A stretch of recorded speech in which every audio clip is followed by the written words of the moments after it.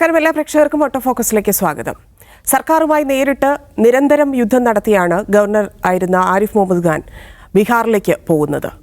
ഓരോ വിഷയത്തിലും നമുക്കറിയാം, ഇടതുപക്ഷ സർക്കാരിനെ നിരന്തരം പ്രതിസന്ധിയിലാക്കിയ ചരിത്രത്തിൽ തന്നെ ആദ്യമായി മുഖ്യമന്ത്രിക്കെതിരെ രാജ്ഭവനിൽ വാർത്താ സമ്മേളനം നടത്തി അതിനുശേഷം സർവകലാശാല നിയമനം ഉൾപ്പെടെയുള്ള നിരവധി വിഷയങ്ങളിലാണ് സർക്കാരിനെ ആരിഫ് മുഹമ്മദ് ഖാൻ പ്രതിസന്ധിയിലാക്കിയത്. ആ ഗവർണർ ഇവിടെ നിന്ന് പോകുമ്പോൾ വീണ്ടും വരുന്ന ഗവർണർ എങ്ങനെ എന്നുള്ളതിലാണ് കൗതുകം, ഇല്ലെങ്കിൽ ആരാണ് എന്നുള്ളതിലാണ്. നമുക്കറിയാം, ഒരു വർഷമേ ഉള്ളൂ നിയമസഭാ തെരഞ്ഞെടുപ്പിന് ഇനി. ആ സാഹചര്യത്തിൽ കൂടിയാണ് പുതിയൊരു തികഞ്ഞ സംഘപരിവാറുകാരൻ എന്ന് പല രീതിയിൽ തെളിയിച്ചിട്ടുള്ള ആൾ കേരളത്തിലേക്ക് ഗവർണറായി എത്തുന്നത്. ഈ സാഹചര്യത്തിൽ ഏതു തരത്തിലായിരിക്കും സർക്കാർ നീങ്ങുക എന്നുള്ളതാണ് പ്രസക്തമാവുന്നത്. വരുന്നയാളെക്കുറിച്ച് കെ സുരേന്ദ്രൻ മുന്നറിയിപ്പൊക്കെ നൽകിയിട്ടുണ്ട്. അതുകൂടി വെച്ച് നോക്കുമ്പോൾ എന്തായിരിക്കും സംഭവിക്കാൻ പോവുക എന്നുള്ളതൊക്കെ കണ്ടറിയേണ്ടതുണ്ട്. അജിംസ്, എങ്ങനെയായിരിക്കും വരുന്ന ഗവർണറുമായി സർക്കാർ യുദ്ധത്തിലേക്ക് കടക്കാനുള്ള സാധ്യതയാണ്? ഇന്ന് രാവിലെ എം വി ഗോവിന്ദ മാസ്റ്റർ മാധ്യമങ്ങളെ കണ്ടിരുന്നു. അദ്ദേഹം പോകുന്ന ഗവർണറെ കുറിച്ച് അദ്ദേഹം പറഞ്ഞത്, നിരന്തരം അദ്ദേഹത്തെ മഹത്വവൽക്കരിക്കാൻ മാധ്യമങ്ങൾ പണിയെടുത്തു. അദ്ദേഹത്തെ പ്രതിപക്ഷത്തേക്കാൾ വലിയ പ്രതിപക്ഷമായി മാധ്യമങ്ങൾ വരച്ചു കാണിച്ചു. വരാൻ പോകുന്ന പുതിയ ഗവർണറെ കുറിച്ച് ഞങ്ങൾക്ക് മുൻവിധിയൊന്നുമില്ല, ഭരണഘടനയ്ക്ക് അനുസരിച്ച് പ്രവർത്തിക്കണം, അതാണ് ഞങ്ങളുടെ ലൈൻ എന്ന് പറഞ്ഞു. കുറച്ച് കഴിഞ്ഞപ്പോൾ എ കെ ബാലൻ വന്ന് പറഞ്ഞു, ആരിഫ് മുഹമ്മദ് ഖാൻ ഭരണഘടനാപരമായി പ്രവർത്തിച്ചിട്ടില്ല, വരാൻ പോകുന്നയാൾ ഞങ്ങളോട് മേഴ്സി ഒന്നും കാണിക്കേണ്ട, മേഴ്സി ഒന്നും ആവശ്യമില്ല, ഭരണഘടനാപരമായ മേഴ്സി മതി, അത് ഞങ്ങളോട് ചെയ്യണം എന്ന് പറഞ്ഞു. ഈ പഴയ ആരിഫ് മുഹമ്മദ് ഖാൻ പോകുന്നതിൽ തിരുവഞ്ചൂരിനെ പോലെ പ്രതിപക്ഷത്തെ ചിലർക്ക് സന്തോഷമാണ് എന്ന് തോന്നുന്നു. പക്ഷേ മുസ്ലിം ലീഗ് എടുത്തൊരു നിലപാടും ജനങ്ങളുടെ കൂട്ടായ ചെറുത്തുനിൽപ്പും ആരിഫ് മുഹമ്മദ് ഖാനെതിരുണ്ടായിരുന്നു. മുസ്ലിം ലീഗിനെ അദ്ദേഹം പുകഴ്ത്തുന്നുണ്ട്. ആ കാര്യത്തിൽ കോൺഗ്രസിലെ ചിലരെ അദ്ദേഹം വിമർശിക്കുകയും ചെയ്യുന്നുണ്ട്. ബി ജെ പി സംസ്ഥാന അധ്യക്ഷൻ കെ സുരേന്ദ്രൻ പറയുന്നത്, നിങ്ങൾക്കറിയില്ല വരാൻ പോകുന്ന ഗവർണർ ആരാണ് എന്നാണ്. അതൊരു ഭീഷണിയാണ്. പക്ഷെ ആ ഭീഷണിയിൽ കാര്യമുണ്ട്, അദ്ദേഹം വെറുതെ പറയുന്നതല്ല. നമുക്കറിയാം, ബി ജെ പി ഒരു സംസ്ഥാനത്തെ ഗവർണറെ നിശ്ചയിക്കുന്നത് വെറുതെ ആരെങ്കിലും പൊളിറ്റിക്കൽ അക്കോമഡേഷന് വേണ്ടി ആരെങ്കിലും എവിടെയെങ്കിലും നിയമിച്ച് കളയാം എന്ന് കരുതിയിട്ടല്ല. അവർക്കതിന് കൃത്യമായ ലക്ഷ്യങ്ങളുണ്ട്. ഇപ്പോൾ ഇദ്ദേഹത്തിൻ്റെ പേര് ആർലേക്കർ, രാജേന്ദ്ര വിശ്വനാഥ് ആർലേക്കർ എന്നാണ് അദ്ദേഹത്തിൻ്റെ പേര്. ഗോവ സ്വദേശിയാണ്. ചെറുപ്പം മുതൽ RSSൽ പ്രവർത്തിച്ച് പിന്നീട് പടിപടിയായി അദ്ദേഹം BJP യിൽ പ്രവർത്തിച്ചു. അങ്ങനെ പടിപടിയായി ഉയർന്നു വന്ന ആളാണ്. ഗോവയിലെ വലിയ നേതാവാണ്. ഒരു ഘട്ടത്തിൽ അദ്ദേഹത്തെ ഗോവ മുഖ്യമന്ത്രിയായിട്ട് പോലും പരിഗണിച്ചിരുന്നു. അങ്ങനെ ഇരിക്കെ അദ്ദേഹത്തിന് മോദിയുമായി നല്ല ബന്ധമുണ്ട്. അങ്ങനെ ഇരിക്കുകയാണ് അദ്ദേഹം ഹിമാചൽ പ്രദേശിലെ ഗവർണറാവുന്നു. പിന്നീട് അദ്ദേഹം ബീഹാറിലെ ഗവർണറായിരുന്നു. ബീഹാറിലെ അദ്ദേഹത്തിൻ്റെ കാലഘട്ടം, ഈ കഴിഞ്ഞു പോയ കാലഘട്ടങ്ങൾ നമ്മൾ പരിശോധിച്ച് കഴിഞ്ഞാൽ ആരിഫ് മുഹമ്മദ് ഖാനൊക്കെ അദ്ദേഹത്തിന് മുമ്പിൽ ശിശുവാണ്. കാരണം ഇപ്പോൾ ബീഹാറും കേരളവും സർവകലാശാലകളുടെ ചാൻസലറായി ഗവർണറെ നിശ്ചയിക്കുന്ന ഒരേ തരത്തിലുള്ള യൂണിവേഴ്സിറ്റി ആക്ടുള്ള രണ്ട് സംസ്ഥാനങ്ങളാണ്. അപ്പോൾ ആരിഫ് മുഹമ്മദ് ഖാൻ ഇവിടെ ഉണ്ടാക്കുന്ന പ്രശ്നം എന്താണ്? യൂണിവേഴ്സിറ്റികളിൽ അദ്ദേഹം വൈസ് ചാൻസലർ നിയമനങ്ങളിൽ ഇടപെടുന്നു. സർവകലാശാലകളുടെ ദൈനംദിന കാര്യങ്ങളിൽ അദ്ദേഹത്തിന് ഇല്ലാത്ത അധികാരം അദ്ദേഹം കാണിക്കുന്നു എന്നുള്ളതാണ് സംസ്ഥാന സർക്കാരിൻ്റെ വാദം. അപ്പോൾ വൈസ് ചാൻസലർമാരുടെ ലിസ്റ്റുകൾ അട്ടിമറിക്കുന്നു, അങ്ങനെ പലതരം കുഴപ്പങ്ങൾ. സെനറ്റിലേക്ക് സംഘപരിവാർ അനുകൂലികളെ തിരികെ കയറ്റുന്നു. അങ്ങനെ ഒരുപാട് ആരോപണങ്ങൾ സർവകലാശാലകളുമായി ബന്ധപ്പെട്ട് സംസ്ഥാന സർക്കാരിനുണ്ട്. ബീഹാറിൽ അർലേക്കർ ചെയ്തത് ആരിഫ് മുഹമ്മദ് ഖാനുമായി താരതമ്യം ചെയ്യുമ്പോൾ അത് തമ്മിൽ വലിയ വ്യത്യാസമുണ്ട്. അർലേക്കർ എങ്ങനെയെന്ന് പറഞ്ഞാൽ, ഇന്ത്യയിലെ ഏതെങ്കിലും ഒരു യൂണിവേഴ്സിറ്റിയുടെ സെനറ്റ് യോഗത്തിൽ അധ്യക്ഷത വഹിച്ച ഒരേ ഒരു ഗവർണറാണ് അർലേക്കർ. സാധാരണ സെനറ്റ് യോഗം എന്ന് പറഞ്ഞാൽ സെനറ്റ് യോഗത്തിൽ വൈസ് ചാൻസലർ അധ്യക്ഷത വഹിക്കും. അത് വെച്ചാൽ day to day affairs, academics, ഇങ്ങനെയുള്ള കാര്യങ്ങളാണ് സെനറ്റ് ചർച്ച ചെയ്യുന്നത്. അക്കാഡമിക വിഷയങ്ങളാണ് പ്രധാനമായിട്ടും സെനറ്റ് ചർച്ച ചെയ്യുക. അപ്പോൾ അതിൻ്റെ ഒരു അപ്പർ ബോഡി എന്ന നിലയിൽ സാധാരണ രീതിയിൽ അതിൻ്റെ ഡേ ടു ഡേ അഫയേഴ്സൊക്കെ ചർച്ച ചെയ്യുന്ന അതിലാണ് ഒരു സർവകലാശാലയിൽ. പക്ഷേ അതിൽ ഗവർണർ വന്ന് അധ്യക്ഷത വഹിക്കുന്ന ആലോചിച്ച് നോക്കുക. അപ്പോൾ ആരിഫ് മുഹമ്മദ് ഖാൻ വന്ന് MG യൂണിവേഴ്സിറ്റിയുടെ സെനറ്റ് അധ്യക്ഷത വഹിക്കുക എന്ന് പറഞ്ഞാൽ, അതങ്ങനെ അധ്യക്ഷത വഹിക്കാമോ എന്ന് ചോദിച്ചാൽ ബീഹാറിലെ യൂണിവേഴ്സിറ്റി നിയമം അതിന് അനുവദിക്കുന്നുണ്ട്. അത് സെനറ്റിൻ്റെ അധ്യക്ഷൻ ബൈ ലോ ഗവർണറാണ്, ചാൻസലറാണ്. പക്ഷെ അതൊരിക്കലും ഒരു ഗവർണർമാരും ചെയ്യാറില്ല. കാരണം ഗവർണർക്ക് അതൊന്നുമല്ലല്ലോ പണി, അത്തരം കാര്യങ്ങളിൽ ഇറങ്ങി കളിക്കാറില്ല. പക്ഷേ ഇദ്ദേഹം സെനറ്റ് യോഗത്തിൽ പോയി അധ്യക്ഷത വഹിക്കും.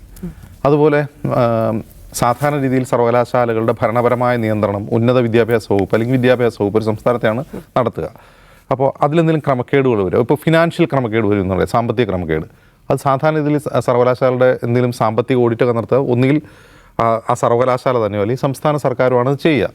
കാരണം സംസ്ഥാന സർക്കാരിനൊക്കെ അതിന് സംവിധാനം ഉണ്ടാവും. ബീഹാറിൽ രാജ്ഭവൻ സ്വന്തമായി ഒരു ഓഡിറ്റ് ടീമിനെ നിശ്ചയിച്ച് അവിടുത്തെ സർവകലാശാലകളുടെ ഓഡിറ്റ് നടത്താൻ തീരുമാനിച്ചു. ഒന്നാലോചിച്ച് നോക്കുക. ഇനി രണ്ട് ജീവനക്കാരുടെ സർവകലാശാല ഉദ്യോഗസ്ഥരുടെ ഉദ്യോഗസ്ഥർ എന്ന് പറഞ്ഞാൽ ഒരു രജിസ്ട്രാർ ഉൾപ്പെടെയുള്ള ഉദ്യോഗസ്ഥരാണ്. അവരുടെ ശമ്പളം തടഞ്ഞു വെച്ചു. ചില അനോമലീസ് വന്നു. ഇപ്പോൾ ഒരു ക്രമക്കേടുകൾ കണ്ടെത്തിയപ്പോൾ രാജ്ഭവൻ നേരിട്ടിടപെട്ട് അതൊന്നും പാടില്ല, ശമ്പളം കൊടുക്കുക എന്ന് പറഞ്ഞ ഉത്തരവ്. അതായത് നിതീഷ് കുമാറുമായി, അദ്ദേഹം BJPയുടെ ഘടകകക്ഷി സഖ്യശക്തിയാണ് അവിടെ. നിതീഷ് കുമാറുമായി നിരന്തരം സർവകലാശാല വിഷയത്തിൽ ഒരസൽ നടത്തിക്കൊണ്ടാണ് അദ്ദേഹം അവിടുത്തെ സ്റ്റിൻ കടന്നു പോകുന്നത്. അപ്പോൾ അതിനർത്ഥം വരാൻ പോകുന്നത് ആരിഫ് മുഹമ്മദ് ഖാൻ്റെ സീനിയർ ആയിട്ടുള്ള ഒരാളാണ്. ഈ സർവകലാശാലകളുടെ കാര്യത്തിൽ, കേരളത്തിലെ സർവകലാശാലകളുടെ കാര്യത്തിൽ ഒരു തീരുമാനമാക്കാൻ അദ്ദേഹത്തിന് സാധിക്കും. ആരിഫ് മുഹമ്മദ് ഖാൻ കഴിയാതെ പോയത്, ആരിഫ് മുഹമ്മദ് ഖാൻ അതിശക്തമായ എതിർപ്പ് നേരിടേണ്ടി വന്നു. ഈവൻ പ്രതിപക്ഷത്തു നിന്നും, ഇപ്പോൾ ഒന്ന് ബാലൻ പറഞ്ഞല്ലോ, മുസ്ലിം ലീഗ് പോലും അതിശക്തമായ നിലപാട് സ്വീകരിച്ചിരുന്നു. എങ്കിൽ ഇദ്ദേഹം അതേക്കുറിച്ച് കൃത്യമായി ഹോംവർക്ക് ചെയ്ത്, ബീഹാറിൽ ഹോംവർക്ക് ചെയ്തിട്ടാണ് കേരളത്തിലേക്ക് വരുന്നത്. ഇനി വരാൻ പോകുന്ന സമയം, രണ്ടാം പിണറായി വിജയൻ സർക്കാരിൻ്റെ സമയം എന്ന് പറഞ്ഞാൽ നേരിട്ടുള്ള ഏറ്റുമുട്ടലിലേക്ക് പോകാൻ തന്നെയാണ് സാധ്യത കൂടുതൽ. അവിടെ അങ്ങനെ ഒരു ഏറ്റുമുട്ടൽ ഉണ്ടായിരുന്നില്ല. കാരണം നിതീഷ് കുമാർ വളരെ ഡിപ്ലോമാറ്റിക്കലായിട്ട് അദ്ദേഹം എന്താണെന്ന് വെച്ചാൽ ചെയ്തോട്ടെ എന്ന രീതിയിലാണ് നടന്നത്. കാരണം അദ്ദേഹത്തിന് അത് എതിർക്കാനും പറ്റില്ല. കാരണം BJP അപ്പോയിൻ്റ് ചെയ്ത ഗവർണറാണ്. JDU എന്ന് പറയുന്നത് BJPയുടെ സഖ്യശക്തിയാണ്. അപ്പോൾ ഒരു ഏറ്റുമുട്ടലിന് പോകില്ല, അദ്ദേഹം ഭരിച്ചോട്ടെ എന്നങ്ങ് വിചാരിച്ചിട്ടുണ്ടാവും. അങ്ങനെ ഒരു ഒരസൽ ഉണ്ടായിരുന്നില്ല അവിടെ. അദ്ദേഹം അദ്ദേഹത്തിൻ്റെ അമിതാധികാരം പ്രയോഗിച്ചു. നിതീഷ് കുമാർ മൗനിയായിട്ടിരുന്നു. പക്ഷെ ഇവിടെ അങ്ങനെ സാധിക്കുമോ? ഇവിടെ ആരിഫ് മുഹമ്മദ് ഖാൻ ഉള്ളപ്പോൾ തന്നെ വലിയ പ്രശ്നമാണ്.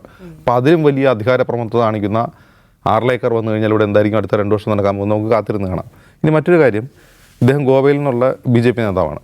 ഗോവ നമുക്കറിയാം ഏതാണ്ട് ഒരു 25% ക്രൈസ്തവ പോപ്പുലേഷനുള്ളൊരു സംസ്ഥാനമാണ്.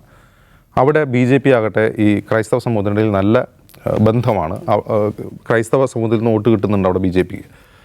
അപ്പോൾ ആ ബന്ധം അവിടെ ഗോവയിൽ അദ്ദേഹം BJP പ്രവർത്തകനായിരിക്കെ, RSS പ്രവർത്തകനായിരിക്കെ ക്രൈസ്തവ സഭയുമായി ഉണ്ടാക്കിയെടുത്ത ബന്ധം, ആ ബന്ധം ഇവിടെ എങ്ങനെ പരാവർത്തനം ചെയ്യാമെന്ന് കൂടി അദ്ദേഹം ചിന്തിക്കും. അപ്പോൾ 2 മാൻഡേറ്റാണ് അദ്ദേഹത്തിന് കേരളത്തിലേക്ക് വരുമ്പോൾ ലഭിക്കുക. ഒന്ന്, യൂണിവേഴ്സിറ്റികളുടെ കാര്യത്തിലൊരു തീരുമാനമാക്കുക. 2, ക്രൈസ്തവ വോട്ടുകൾ BJPയിൽ ആകർഷിക്കുക. ഇത് രണ്ടും നല്ല വൃത്തിയായിട്ട് ചെയ്യാൻ പറ്റുന്ന ആളാണ് അദ്ദേഹം. മാത്രമല്ല ഒരു കാര്യം കൂടി ശ്രദ്ധിക്കണം, ഈ സംസ്ഥാനത്തേക്ക് വരുന്ന ആദ്യത്തെ RSSകാരനായ ഗവർണർ കൂടിയാണ് ആർലേക്കർ. കാരണം ആരിഫ് മുഹമ്മദ് ഖാൻ RSSകാരനല്ല. ഇപ്പോൾ സദാശിവം പോലും, അതിനു മുമ്പ് BJP അപ്പോയിൻ്റ് ചെയ്ത സദാശിവം പോലും. ഇപ്പോൾ സദാശിവത്തെക്കുറിച്ച് ഇന്ന് AK ബാലൻ പറയുന്ന ഒരു കാര്യം, അദ്ദേഹത്തിന് അധികാരമുണ്ടായിരിക്കെ തന്നെ, ഇപ്പോൾ ഉദാഹരണത്തിന് അദ്ദേഹം കരുണ മെഡിക്കൽ കോളേജിൽ സീറ്റുകളെ സംബന്ധിച്ച് ഒരു നിയമനിർമ്മാണം ഷൈല ടീച്ചർ കാലത്ത് നടത്തിയിരുന്നു. ഷൈല ടീച്ചർ ആരോഗ്യമന്ത്രിയായിരുന്നു. അപ്പോൾ ആ നിയമം അസംബ്ലി പാസ്സാക്കി ഗവർണർ മുമ്പിലെത്തിയപ്പോൾ സദാശിവൻ തന്നെ AK ബാലനോട് നിയമമന്ത്രി എന്ന നിലയിൽ പറഞ്ഞു, ഇത് ഭരണഘടനാ വിരുദ്ധമാണ്, ഇത് ഞാൻ പാസ്സാക്കി വിട്ടാലും സുപ്രീം കോടതി പോയി ഇത് തള്ളിക്കളയും, എനിക്ക് വേണമെങ്കിൽ ഇത് എന്ത് ചെയ്യാം, തള്ളിക്കളയാം, ഇത് അസന്റിനെ അയക്കുക, എന്തെങ്കിലും ചെയ്യാം, റിവ്യൂ ചെയ്യാം. പക്ഷേ ഞാൻ അത് ചെയ്യുന്നില്ല. ഞാൻ അസംബ്ലിയുടെ പരമാധികാരത്തെ ബഹുമാനിക്കുന്ന ഒരാളാണ്, അദ്ദേഹം ഒരു ന്യായാധിപൻ എന്ന നിലയിൽ. അതുകൊണ്ട് അപ്പോൾ അതൊരു ഒരു ഉന്നതമായ നിലപാടാണ്. ആ നിലപാട് ഒരിക്കലും ആരിഫ് മുഹമ്മദ് ഖാൻ കാണിച്ചിട്ടില്ല. എത്ര നിയമങ്ങളാണ് അദ്ദേഹം പെൻഡിങ്ങിൽ വെച്ചിട്ടുള്ളത് നമുക്കറിയാം.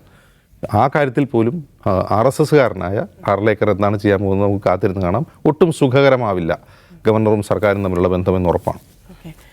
നിഷാദ്, ഇവിടെ ഈ പാർട്ടിയെ സംബന്ധിച്ച് പിടിച്ചതിലും വലുത് മാളത്തിൽ നിന്നുള്ളൊരു അവസ്ഥയിലായിരിക്കും തോന്നുന്നു. കാരണം ആരിഫ് മുഹമ്മദ് ഖാനെതിരെ നിരന്തരം സമരം ചെയ്യേണ്ട, ഇല്ലെങ്കിൽ പ്രതിഷേധിക്കേണ്ട SFIക്കാർക്ക് പുറകെ ഓടേണ്ട ഒരു സാഹചര്യമായിരുന്നു ഉണ്ടായിരുന്നത്. അപ്പം അവിടെയൊന്നും നിൽക്കില്ല കാര്യങ്ങൾ. അപ്പോൾ കേന്ദ്രം അയച്ചിരിക്കുന്നത്, കേന്ദ്രം ചെക്ക് വെച്ചു, ഇനിയിപ്പോൾ എങ്ങനെയായിരിക്കും അടുത്ത സർക്കാരിൻ്റെ മൂന്നാണ്? അല്ല, ഇതിനകത്തൊരു കാര്യമുള്ളത്, ഏതെങ്കിലും ഒരു പ്രത്യേക ഇഷ്യൂവിലുണ്ടാകുന്ന സങ്കീർണത, അതിന്മേലുണ്ടാകുന്ന ഒറ്റപ്പെട്ട സംഭവങ്ങളായിട്ടൊന്നും ഇതിനെ കാണാനേ കഴിയില്ല. അതായത് സംസ്ഥാനത്ത് ഞങ്ങളുടെ എതിർചേരിയിലുള്ള സംസ്ഥാനങ്ങളെ ബുദ്ധിമുട്ടിക്കുക എന്നുള്ള വലിയ രാഷ്ട്രീയ പദ്ധതിയുടെ ഭാഗമാണിത്. അതിപ്പോൾ എല്ലായിടത്തും, ഈ കേരളത്തിൽ മാത്രമല്ലല്ലോ, അത് സർക്കാർ രൂപീകരണം മുതൽ പിന്നീട് നടന്നു പോകുന്ന സർക്കാരിൻ്റെ ദൈനംദിന പ്രവർത്തനങ്ങളിലെ ഇടപെടൽ വരെ നിരന്തരമായി കണ്ടുകൊണ്ടേയിരിക്കുകയാണ്. അപ്പോൾ ആദ്യമൊക്കെ എനിക്ക് തോന്നുന്നു ഈ പിണറായി വിജയൻ സർക്കാർ തന്നെ ഇതിനെ മനസ്സിലാക്കിയതിൽ പ്രശ്നം ഉണ്ടായിട്ടുണ്ട്. ആദ്യം ഞാൻ ഇതിൻ്റെ വൈസ് ചാൻസലർ പദവിയിൽ ഇരിക്കുന്നില്ല, ചാൻസലർ പദവിയിലേക്ക് ഞാൻ ഇറങ്ങിപ്പോയേക്കാം. അപ്പോൾ പിണറായി വിജയൻ വാർത്താസമ്മേളനം നടത്തി, അയ്യോ അങ്ങ് പോവരുത് എന്ന് റിക്വസ്റ്റ് ചെയ്തു. അപ്പോൾ ഇദ്ദേഹം ഒരു RSSകാരനായി പ്രശ്നം ഉണ്ടാക്കാൻ തുടങ്ങുകയാണ് എന്നവർക്ക് മനസ്സിലായില്ല. അദ്ദേഹം പറയുന്ന പോലെ ആളുകളെ നിയമിക്കുക, അദ്ദേഹം പറയുന്ന പോലെ ആളുകളെ പിരിച്ചുവിടുക, അദ്ദേഹം പറയുന്ന കാറ് വാങ്ങിച്ചു കൊടുക്കുക, കാശ് കൊടുക്കുക, പരമാവധി അദ്ദേഹവുമായിട്ട് സന്ധിയിൽ പോകാൻ ശ്രമിച്ചു. ഒരു ഘട്ടത്തിൽ ഇദ്ദേഹത്തെ തിരിച്ചു വിളിക്കണമെന്ന് രമേശ് ചെന്നിത്തല പ്രതിപക്ഷ നേതാവായിരുന്നു ആവശ്യപ്പെട്ടു. നമുക്കൊരു പ്രമേയം അവതരിപ്പിക്കണം നിയമസഭയിൽ. ഈ ഗവർണർ സംസ്ഥാനത്തിൻ്റെ ഭരണഘടനാ മൂല്യങ്ങളെ മാനിക്കുന്നില്ല, ഇദ്ദേഹം കേരളത്തിനെതിരാണ്, ഇദ്ദേഹത്തെ തിരിച്ചു വിളിക്കണം. അന്ന് CPM നിലപാട് തിരിച്ചു വിളിക്കൽ പ്രമേയം കൂടി തിരിച്ചു വിളിക്കില്ല. പക്ഷേ ഒരു സ്ട്രോങ് ആയ പൊളിറ്റിക്കൽ പൊസിഷൻ നിയമസഭയിൽ പ്രഖ്യാപിക്കണമെന്നപ്പോൾ അന്ന് അത് വേണ്ട എന്നായിരുന്നു സർക്കാരിൻ്റെ നിലപാട്. പ്രതിപക്ഷം ആവശ്യപ്പെട്ടപ്പോൾ പരമാവധി സന്ധി. അന്ന് ഇവർ വിചാരിച്ച ഇദ്ദേഹം എന്തൊക്കെയോ പ്രശ്നങ്ങളിൽ പറ്റി തെറ്റുന്നതാണ്, അത് നമുക്ക് ഡീൽ ചെയ്താൽ പോകാവുന്നതാണ്. ഇപ്പോൾ ഇവർക്ക് മനസ്സിലായി ആരിഫ് മുഹമ്മദ് ഖാനെ മോദി ഇങ്ങോട്ട് അയച്ചിരിക്കുന്നത്, ആർലേക്കറെ അയച്ചിരിക്കുന്നത് ഈ സംസ്ഥാനത്തിൻ്റെ ഭരണത്തെ നിരന്തരം ഡിസ്റ്റേബ് ചെയ്യുക, ഇവരെ ബുദ്ധിമുട്ടിക്കുക എന്ന ഉദ്ദേശത്തോടെയാണ്. ഇപ്പം മനസ്സിലായപ്പോഴാണ് SFI തെരുവിലിറങ്ങിയത്. അപ്പോഴാണ് വളരെ കടുത്ത വാചകങ്ങൾ കൊണ്ട് CPM നേതാക്കളെ നേരിടാൻ തുടങ്ങിയത്. അതിന് മുമ്പ് അവർക്ക് മനസ്സിലായിട്ടില്ല RSSൻ്റെ രാഷ്ട്രീയ പദ്ധതി എന്താണെന്ന്. ഇപ്പം മനസ്സിലായിട്ടുണ്ടാവും. ഞങ്ങൾക്ക് മുൻവിധിയൊന്നും ഇല്ല എന്ന് അവർ പറഞ്ഞെങ്കിലും മുൻവിധി അവർക്ക് നല്ലതുപോലെ വേണം. കാരണം നന്നാക്കാനല്ല അവർ വരുന്നത് എന്ന കാര്യം പ്രത്യേകം ശ്രദ്ധിക്കണം. നേരത്തെ പറഞ്ഞ പോലെ ഒരു ഹാർഡ് കോർ RSകാരനാണ് വരാൻ പോകുന്നത്. അപ്പോൾ ഇവിടെ ഈ സർക്കാരിനെ പരമാവധി അൺപോപ്പുലർ ആക്കുക. അതിപ്പോൾ ഈ പല കേസുകളുണ്ടല്ലോ. ഇപ്പോൾ കേന്ദ്ര ഏജൻസികൾ പലതും അന്വേഷിക്കുന്ന പല കേസുകളുണ്ട്, നിന്നുപോയ കേസുകളുണ്ട്, ഇപ്പം നടക്കുന്ന കേസുകളുണ്ട്. അതിലേതെങ്കിലും ഒന്നിൽ പിണറായി വിജയനെ തന്നെ അറസ്റ്റ് ചെയ്യാൻ മോദിക്ക് വലിയ പ്രയാസമൊന്നുമില്ല. മോദി അതിനകത്ത് നിയമവും മോദിക്ക് നോക്കേണ്ട കാര്യമില്ല, ധാർമ്മികതയെ നോക്കേണ്ട കാര്യമില്ല. മോദി അങ്ങനെ പലരെയും പിടിച്ചകത്തിട്ടുണ്ട്, പല മുഖ്യമന്ത്രിമാരെയും. പക്ഷേ പിണറായി വിജയനെ അറസ്റ്റ് ചെയ്ത് അകത്താക്കി സർക്കാരിനെ ഇല്ലാതാക്കുക എന്നുള്ളതല്ല. അങ്ങനെ അറസ്റ്റ് ചെയ്താൽ മോദി ഭരണകൂടം ഒരു CPMകാരനായ പിണറായി വിജയൻ എന്ന മുഖ്യമന്ത്രിയെ വേട്ടയാടുന്ന ഒരു കൺസോൾട്ടേഷൻ ഇപ്പുറത്തുണ്ടാവുകയും BJPയുടെ പ്ലാൻ പാളുകയും ചെയ്യും. ഇപ്പം അങ്ങനല്ല. ഇപ്പം നിങ്ങൾക്ക് ഫണ്ട് തരാതിരിക്കുക, ഫണ്ട് തരാതെ നിങ്ങളുടെ ഭരണത്തെ പരമാവധി മുറുക്കുക. നിങ്ങളുടെ സർവകലാശാലകളിലും മറ്റു കാര്യങ്ങളിലൊക്കെ ഇവരുടെ അധികാരം വെച്ച് പരമാവധി കയറി പിടിക്കുക. അങ്ങനെ മൊത്തം ഈ സർക്കാർ കുഴപ്പമാണെന്ന് ഫീൽ ഉണ്ടാക്കുക. സർവകലാശാലകളിൽ മൊത്തം ഈ ദുർനിയമനങ്ങൾ നടക്കുന്നു, സർവകലാശാലകളുടെ മുഴുവൻ മൂല്യങ്ങളില്ലാതായിരിക്കുന്നു, അത് ഗവർണർ വന്ന് നന്നാക്കുന്നു. അതേസമയം ക്ഷേമ പെൻഷൻ കൊടുക്കുന്നില്ല, വികസന പ്രവർത്തനങ്ങൾ നടത്തുന്നില്ല. അതേസമയം മുഖ്യമന്ത്രിയുടെ വീടിൻ്റെ മോടി പിടിപ്പിക്കലിന് 10-15 ലക്ഷം രൂപ ചിലവാക്കുന്നു. അങ്ങനെ സർക്കാരിനെ പരമാവധി ജനങ്ങൾക്കിടയിൽ വെറുപ്പിക്കുക. ഇതാണ് അവരിപ്പോൾ കണ്ടുള്ള പദ്ധതി. ആ പദ്ധതി വളരെ വിജയകരമായി മുന്നോട്ട് പോയിക്കൊണ്ടിരിക്കുകയാണ്. അതിൻ്റെ ഒരു തുടർച്ച ഉറപ്പാക്കാനാണ് ഇപ്പോൾ ആര് വരുന്നത്? ഈ പറയുന്ന ആർലേക്കർ വരാൻ പോകുന്നത്. അദ്ദേഹവും ചെയ്യാൻ പോകുന്നത് സമാനമായ കാര്യങ്ങളായിരിക്കും. അതായത് ഡയറക്റ്റായി സർക്കാരിനെ പൂട്ടുകയോ അല്ലെങ്കിൽ കെജ്രിവാളിനോടോ ഹേമന്ത് സോറനോടോ ചെയ്തതുപോലെ ആയിരിക്കില്ല.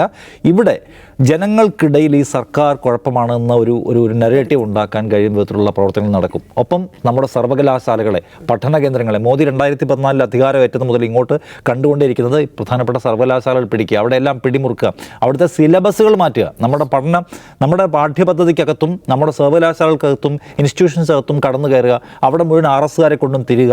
അങ്ങനെ നമ്മൾ ഇത്രയും കാലം ആർജിച്ചു വന്ന ഒരു പുരോഗമനത്തിൻ്റെ പാതയിൽ നിന്ന് കുറച്ചുകൂടി അതിനെ അവരുടെ രാഷ്ട്രീയ പദ്ധതിക്ക് ഒപ്പിച്ച് ചലിപ്പിക്കുക എന്ന ഉദ്ദേശമുണ്ട്. അതുകൊണ്ട് സർവകലാശാലകൾ അവരുടെ പ്രധാനപ്പെട്ട കേന്ദ്രങ്ങളാണ്.